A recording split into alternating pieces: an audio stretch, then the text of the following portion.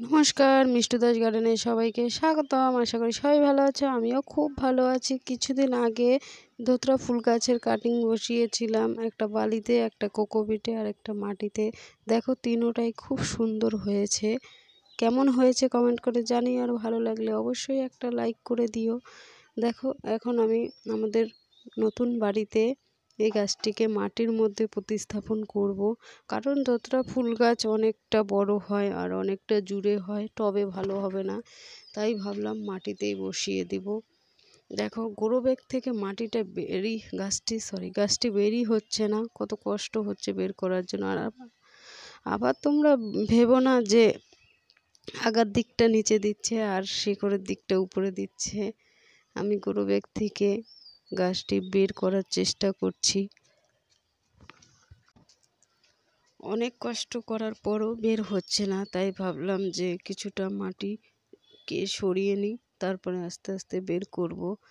দেখো একটা চাকু দিয়ে সাইড দিয়ে মাটিগুলো ভালো করে কেটে দিচ্ছি, তারপরে বের করার চেষ্টা করব। আবার দেখি বের হয় কি না হয়। আর গ্রো ব্যাগটা নষ্ট করে লাভ নাই, অনেকটাই বড় গ্রো ব্যাগটা, আমি নিজের হাতে তৈরি করেছিলাম, তাই মায়া ত্যাগ করতে পারলাম না, আর গ্রো ব্যাগটাকে কাটতেও পারলাম না। কিন্তু গ্রো ব্যাগ থেকে বের হচ্ছে না।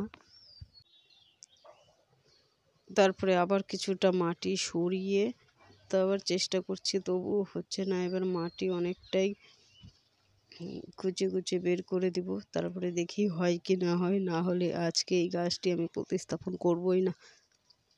অনেকক্ষণ থেকে চেষ্টা করছি, হচ্ছেই না। আর কাদের বাড়ি বাড়ি ধুতরা ফুল গাছ আছে কমেন্ট করে জানিও। আর এটা হলো গোলাপি কালারের ধুতরা ফুল, খুব সুন্দর। যখন ফুল হবে তোমাদের সাথে আবারও শেয়ার করব। দেখো ফাইনালি বের করে দিয়েছি, আর কি সুন্দর শিকড় হয়েছে, দেখো খুব সুন্দর হয়েছে। এবার বসিয়ে হালকা করে মাটি দিয়ে চাপা দিয়ে জল দিয়ে দিব। আমার গাছে লাগানো কমপ্লিট। ভালো লাগলে একটা লাইক করে দিও, আর আমার চ্যানেলে নতুন হয়ে থাকলে চ্যানেলটিকে সাবস্ক্রাইব করে আমার পাশে থেকো। আর পুরো ভিডিওটা দেখার জন্য অনেক অনেক ধন্যবাদ। ভালো থেকো, সুস্থ থেকো, গাছকে ভালো রেখো, নিজেরাও ভালো থেকো।